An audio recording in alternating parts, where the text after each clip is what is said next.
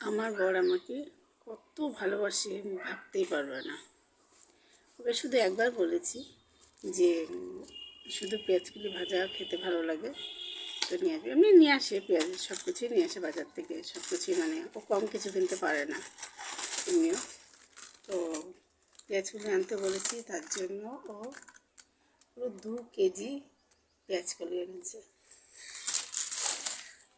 তো আমরা মাত্র 3জন মানুষ, 2 কেজি পেঁয়াজকলি এনেছে। কদিনে খাবো জানি না।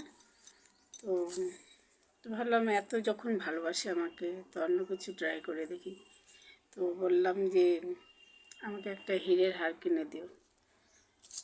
তো তারপর থেকে না কানে শুনতে পাচ্ছে না।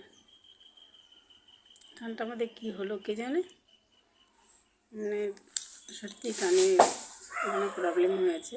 তো তো আমাকে খুবই ভালোবাসে, না দেওয়ার কিছু নেই। একবার ভাবলাম কী জানি হয়তো হারের কথা বলেছি, ওই জন্য হয়তো কানে শুনতে পাচ্ছে না। না, ওরকম কিছু না, মানে কানে শুনতে পাচ্ছে না।